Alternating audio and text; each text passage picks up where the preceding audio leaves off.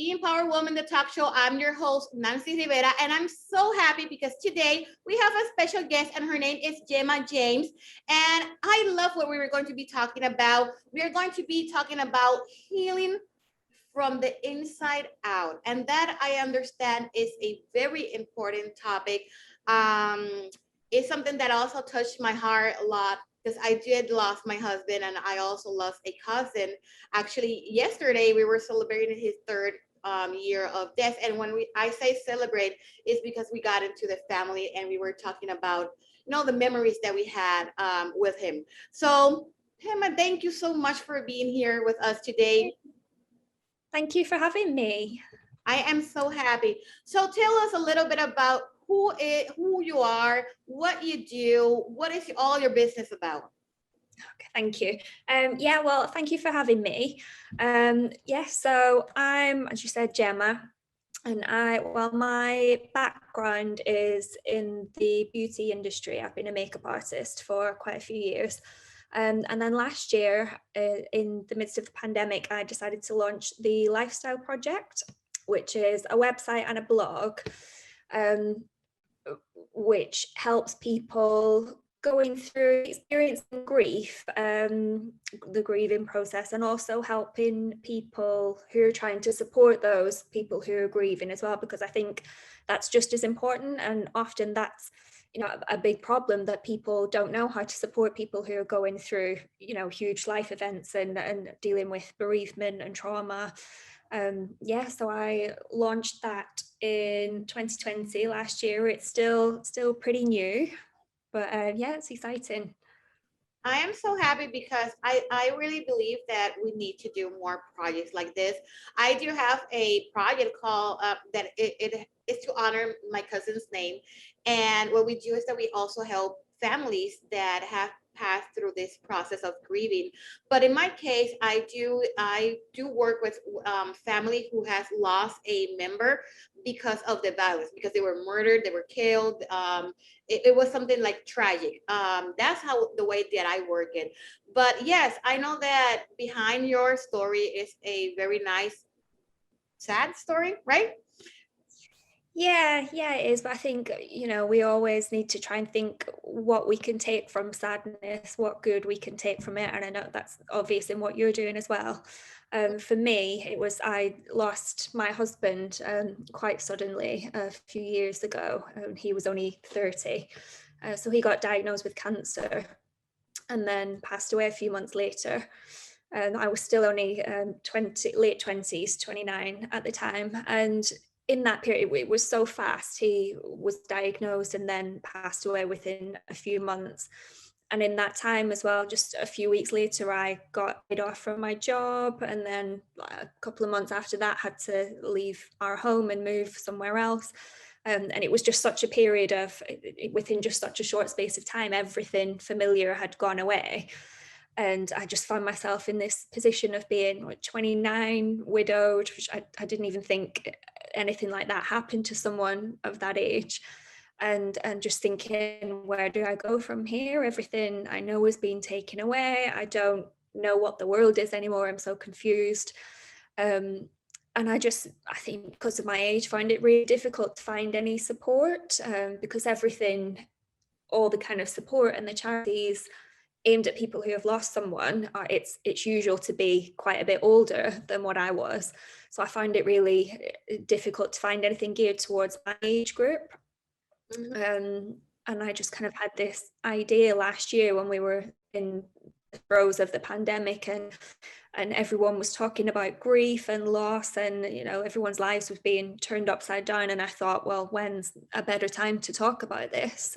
Maybe I could use what I've been through to try and help other people. And that's where the idea for the Lifestyle Project was born, really. So I started a blog, and it started mostly as a way just for me to document my journey, the things I was doing to try and move forward and heal, because I was doing a lot of this work on myself because that was my only option. I didn't, have any nearby family. Obviously, none of my friends, they were all similar ages to me, so no one had been through anything similar, and they just didn't know how to support the good intentions were there as they are, but people don't know how to deal with this, particularly within our age group. So I just thought, I've always enjoyed writing as well. Journalism is my background as well. And I just thought if I can kind of get some of these thoughts down somewhere for people to access, and maybe somewhat, even if one person out there can take comfort in something I'm writing about, then that will be worth it. And if it can help more people, then all the better. Yeah, that's very nice. That's what I said, that it is a nice but sad story, because I know how you feel, and it is true. And you know that every person has a different process of grieving, and it's very sad when maybe we've been already months in that process and we are still like in that bad shape, and someone comes in and says, "Oh, you have to move on." That's that is not the best advice. Yeah, I know exactly what you mean. Yes, it's like, okay, I will move on, but it's when I'm ready. It's not everyone is My time. Yeah. just close everything and say, okay, yeah, I'm going to forget about this and just keep on living my life. Because for real, and have you had experienced that? Yeah, absolutely. I mean, sometimes I joke with friends that I could write a book on, stupid things people say to people who are grieving. And I think it's so difficult because we don't speak about this openly. So people don't know what to say, but then when they say the wrong thing, we get angry. So we just kind of go round in circles, don't we? But yeah, I know exactly what you mean. I had some ridiculous things said to me, and you just, people don't get it. Grief and trauma, it just affects everyone so differently, and it just really doesn't help to have people say, you need to move on, you need to do this and this. And it's usually the people saying that are the ones who haven't experienced a really significant loss. So I wanted to create something and write something that just, I guess, created this safe space for people to be honest. And I have written a few articles on, not just for people experiencing first-hand loss, but for people who are trying to support those people. And that's why I thought that was important. And one of the things I've written about is, I think it's important that you don't try and cheer someone up or fix things for someone, because they need to feel like it's okay to be in pain. You can't invalidate their pain or try and rush them in any way. You just need to be there. And I just think that's so important. I think people are so uncomfortable that they try and come up with things to say, and just for the sake of saying something, and that's when the wrong thing comes out. And I think that sometimes the best thing you can do to someone who is going through this process of grieving is not say nothing. Just be there. Just be silent. Be next to that person. Exactly. Feel the Just cry. Feel the pain. Feel the cry. Just be there to support that person, and not trying to make that person control their emotions. Yeah, exactly. One of the things I say that's so important is that you don't need to fix anything. You just need to be there. Like, people just so underestimate the difference it makes to just sit with someone, even if all you just say, I don't know what to say, but I'm here, I'll sit with you. Even if you just want to sit in silence, if you want to cry, like, I'm not going anywhere. And that means so much more. Your presence means so much more to someone than trying to come out with some kind of recycled cliche or platitude just for the sake of filling a silence. It's okay to be quiet and just kind of just be with someone. That's what really makes the difference. Yeah, I'm going to share my experience, because I have since 2018 I have lost 3 very important persons in my life. I have lost people, of course, like everyone, but these 3 persons that have died recently are the ones that I have, like, moved my world. And the first one was my cousin. My cousin was like a brother to me. He was everything. He is I'm sorry, he was the smallest of 6 cousins, so he was like the baby. And the reason why he died and the way he died, it was horrible. So, but at the same time, I'm the oldest cousin, so I was in charge of everything. So it was like I had my moment when I heard that he was dead, to cry, to screen to, go through that process. But then I had to build this, image because I'm the strong one in my house. So I was in charge with my other cousin of everything, even planning what he was going to wear, every single detail. Because of course, my mom, his mom, my other aunt, they were not in shape of doing anything. So I think I started to that grieving process maybe months after he died. And then people were like, hello, he died like 6 months ago. Why do you keep on putting things in Facebook? It's because I did not have the chance to go through that process. And that's the reason why, of course, we did the foundation called Felix Fuente to honor his name, just to try to help other people. But right when I was thinking that I was going to like passing through that process, then came my fiance and he died. He like that. I mean, it was like he was okay. We were talking on Saturday and Sunday he was dead. He had a heart attack. So it was very, very, very quick. And I was like, oh my God, I mean, the second person more important in my life after my kids. And he died. He's my partner. He's my partner in crime. He's my best friend. He's everything. And he died. And then 2 months after that, my radio partner also died. And I was like, oh my God, no, I mean, why do I have to go through this? But I mean, it's not why I have to go through this. It's because how I'm going to manage all of this process. So what I did is that, yes, I was in bed crying. I maybe was like in depression for 2 3 weeks. Like I did not want to talk to anyone. And after that, I just thought, what would they love to see me do? Get back there, get back to your business, get back to helping people that's what you love. So that's what that's the way that I'm processing right now that loss, those 3 men that were so important in my life. So like I said, not everyone have the same process of grieving, and we sometimes just need to don't say anything if you don't know the right words, if you don't know how that person is actually surviving that loss. Yeah, I mean, that's so much loss for one person. I can't even imagine. No one should have to go through that. But it's so right what you say about everyone. And what you said at the beginning about not having that time properly to grieve because you need to go into practicality mode. And I experienced much the same thing after my husband. It was very much where I found everyone else, all, the family and friends, they were all able to grieve as soon as he died. But for me, I had to go into practical mode. I had to shut that down because, as you know, we don't know, there were certain practical things to take care of. Like I lost my job. I had to find somewhere else to live. I had to pack up our home, find a new home, move there alone, and really take care of all of the practical arrangements. So like you, that the grieving that had to wait because you have to go into survival mode. And for me, it was about 6 months down the line before I could finally start to let myself actually feel what had happened. So I'm kind of experiencing this huge pain, think everything's kind of catching up with me. But by that point, everyone else was kind of starting to move forward. So you just feel very alone, don't you? Because they're all making steps to move forward and you feel like you're now where they were 6 months ago.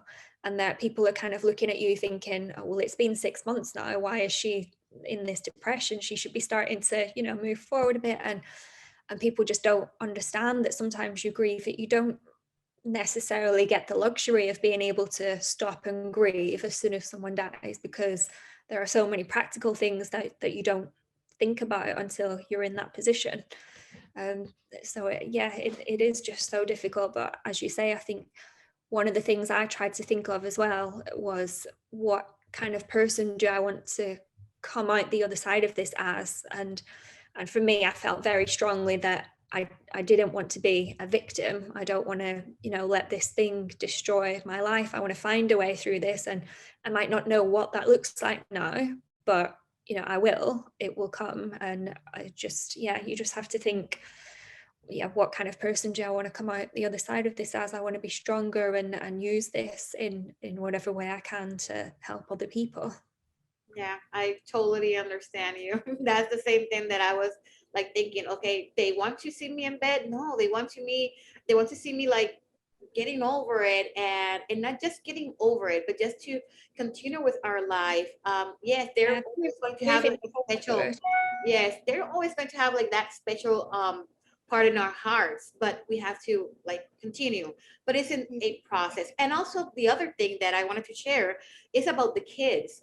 The process of grieving for the kids is also real, and sometimes we forget that they go through that process with us. And for example, my son, he's 11 years old. When my cousin died, he was 9, I think. And he loved my cousin so much. He saw him like that big man, and he just followed my cousin everywhere. So he was very hurt losing my cousin. And yesterday, like I said, we had this little family reunion where we were like, drinking and talking and just sharing memories and everything. And my mom, Celebrate. yes, my mom, to my cousin, they made a song. His friends made a song. So my mom, she went to the radio, put the song, and my son started to cry, and he was like crying and crying and crying. And I had not seen him like that in a while. And it's because in that song, there's one part where they managed to put on my cousin's voice. So when he heard his voice, he started to cry. So we went to the bathroom and everything, washed his face, and he said, well, it's okay because I know I got 4 angels in heaven. I got my grandmother, I got my grandfather, I got Gordo. That's the name the nickname that we did say to my cousin, and then I also have Martin. That was my fiance. So I have to be okay, but it hurts. My heart hurts so much because they are not here. So we forget sometimes that kids need also to go through that process, and that is at some point they need to be. We have to give them that space so that they can cry and they can grieve. So have you experienced this too? No, I mean, I don't have children myself, but yeah, I think it relates, doesn't it? In general, like we need to, as much as we can say, oh, they would want to see us do this and want to see us move forward and not be consumed by this. It's so important as well to allow yourself the space to feel sad and to grieve, and not try and like being positive and moving forward doesn't mean glossing over the fact that it hurts, and some days you don't want to get out of bed, and it might be 6 months down the line or however, you can still have a bad day regardless of how long it's been. So I think whether it's children or whoever, it's still, yeah, giving them that safe space and letting them know that it's okay to feel sad, that you don't need to hide it, and it's part of the process and you can be open about it. You can do that while still moving forward. It doesn't mean that you have to put this pretense on that it's you're not still heartbroken. Yeah, it is very sad. So you'll do the blogging, but do you also give service, like a coaching service for people who are going through this process and they don't know how to like live the process of grieving? Yeah, so part of at the moment, up until now, it's been the blog and the website has been mostly about me sharing my experiences and things that have helped me move forward. So one of the things I'm working on expanding at the moment, in the future, I'm interested in training to become a counsellor, which would be great. With the website we're working on, I've never wanted it to just be a platform for me to talk about me all the time. I want it to be this really safe space for other women to share their stories as well. So we're working on some great collaborations at the moment where other women are sharing their experiences of grief and healing, and it's going to be where everyone just comes together and supports each other, and just this really kind of amazing, empowering community. And we're also working at things like I'm writing a guided grief journal and some because that's one of the things that's really helped me is getting quite into journaling. So there's going to be things like guided grief journaling prompts and things like that that are going to be available quite soon. So yeah, the intent is to expand it to the point where it's just this community where women support women, and there's just this really positive message that you're welcome, whatever you're going through, wherever you're at in life, you're welcome, and we can support each other and move forward. That's very nice. That's very nice. One last advice that you can give to our audience that maybe they're going through this process of grieving, or someone who has seen someone who is going through this process of grieving. Oh, just, my message and the thing I want to get across through my website is it doesn't matter where you're at in life, you're never beaten, not unless you decide to be. You can always come back, and we talk about being at rock bottom and see it as this really negative thing, but the only way is up from there. We can only build on that. It's a great foundation to start on. And just, yeah, that's my main message. You're never beaten unless you decide to be. We can always move forward. Okay. A question before we go to the contact and everything else. Your space is only for women, or if there's a man who need like the same support, they're allowed to come in? Yeah, absolutely. I mean, I feel like the type of content would primarily appeal to women, because obviously writing it as a woman, I guess that's kind of my style, but it's everyone is welcome. Okay. And there was another question I just forgot. Do you have like a Facebook group where people can go and share, or you just have your website? Yeah, at the moment I'm looking at starting a Facebook group, but at the moment the best way is on the website to sign up for the email list, and that's how I'm keeping everyone updated of the expansion and the setting up of the group and the guided grief journals and everything like that. That's the best place at the moment. Okay, so what is your website? So it's gemmajames.com. There is a hyphen between Gemma and James. You can also find the blog on Instagram, and it's at Lifestyle Project Blog. Okay, and the books that you're going to be like selling, the journey and everything, that will be available when? Or yes, within the next 2 weeks they're going to be available. So you'll be able to get those through the website, and also they're going to be available on Etsy. Oh, nice, very nice. So again, website and Instagram is? So Instagram is at Lifestyle Project Blog, all one word, and the website is Gemma with a G -James.com. Super. Thank you so much for your time and sharing your experience. It's very nice what you're doing. Yeah, I hope you keep on helping so many people go through this process of grieving. Oh, thank you for having me, and it was really nice to talk to you, and I'm sorry you've had to resonate so closely with this as well. Thank you so much. And people, I'll see you then next Thursday. See you then. Bye bye.